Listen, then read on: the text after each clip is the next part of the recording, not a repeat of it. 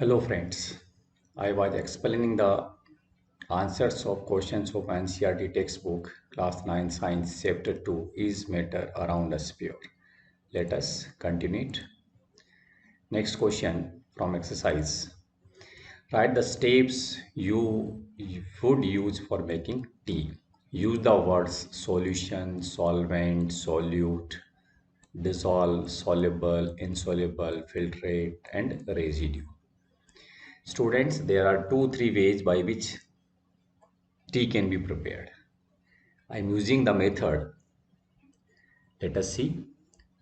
First, water is taken as a solvent in a saucepan. Now, this water, that is solvent, is allowed to boil. During heating, milk and tea leaves are added to the solvent as solutes. They form a solution. Then the solution is poured through a strainer. The insoluble part of the solution remains on the strainer as a residue. Then sugar is added to the filtrate which dissolves in the filtrate. The resulting solution is the required tea. You can also use your own words. Is it clear? Okay. Now next, Pragya tested the solubility of four different substances at different temperatures and collected the data as given below. Results are given in the following table as grams of substance dissolved in 100 grams of water to form a saturated solution. Actually, this question is based on the solubility. Is it clear? Now see, in this case, these are the salts: potassium nitrate, sodium chloride, potassium chloride, ammonium chloride, and these are the different temperatures.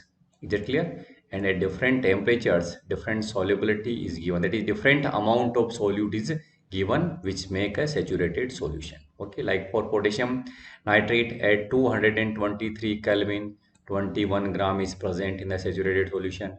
Now, as the temperature increases, just see the amount of potassium nitrate is also increases. Now let us see the question. What mass of potassium nitrate would be needed to produce a saturated solution of potassium nitrate in 50 grams of water at 313 Kelvin? Now just see, this is 313 Kelvin. That is, this is the 313 Kelvin. This is your potassium nitrate and amount is 62, and this 62 is present in the 100 gram. But question is asking in 50 gram of water. I think it will be easy. Mass of potassium nitrate to produce a saturated solution in 100 gram of water at 313 Kelvin is 62 gram, that is given. Mass of potassium nitrate in 50 grams of water at 313 Kelvin. We can say in 100 gram, 62 gram of potassium nitrate is present. Then in 50 gram, it will become 31 gram. Next, Pragya makes a saturated solution of potassium chloride in water at 353 Kelvin and leaves the solution to cool at room temperature. What would she observe as the solution cools? Again, remember students, we have discussed when we cool the solution, the solute will separate out, solute will settle down because solubility will decrease. So we can say crystals of potassium chloride will be obtained on cooling the saturated solution, as on cooling solubility decreases and salt settle down. Find the solubility of each salt at 293 Kelvin. Which salt has the highest solubility at this temperature? You have to find out at 293 Kelvin.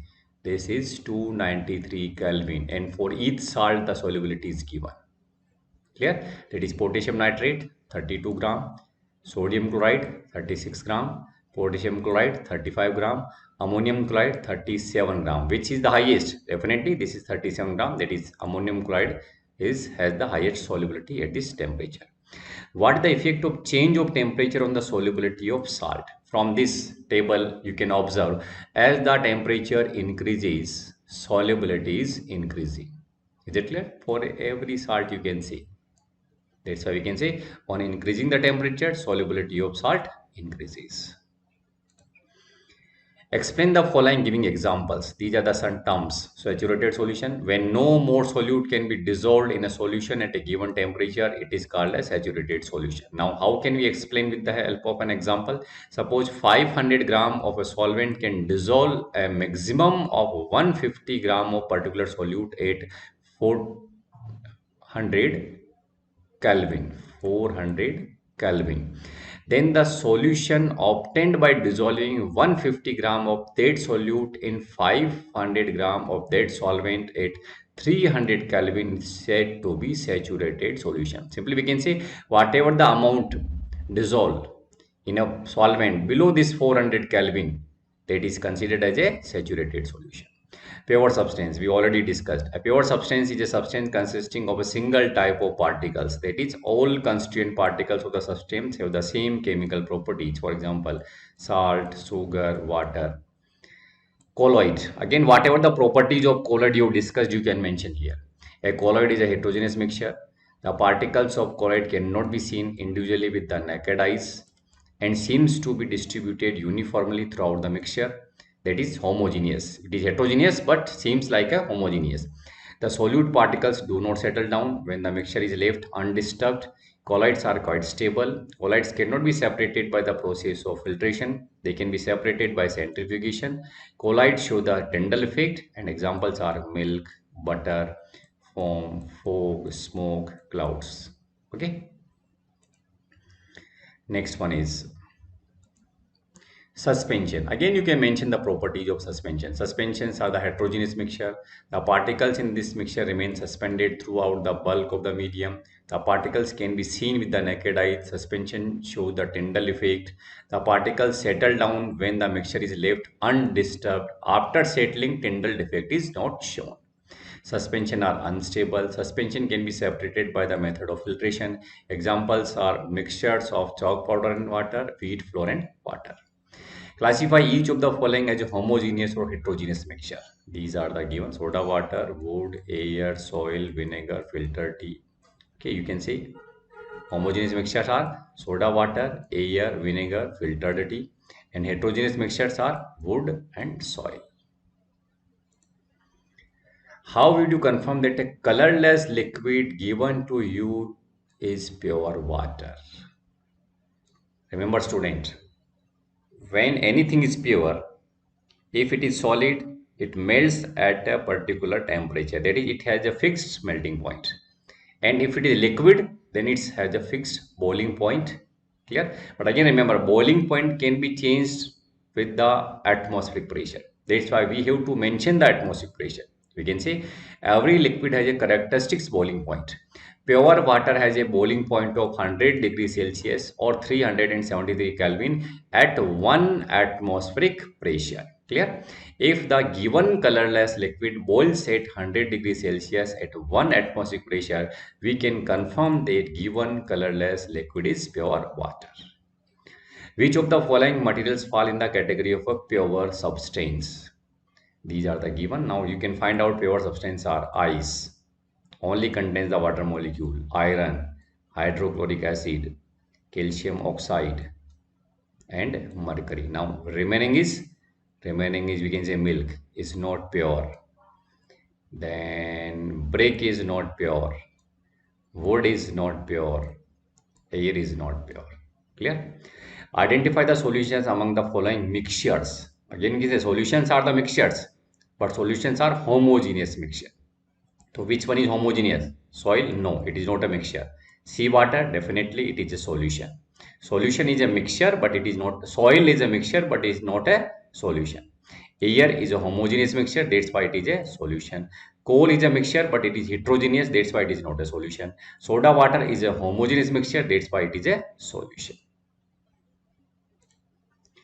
Which of the following will show Tyndall effect?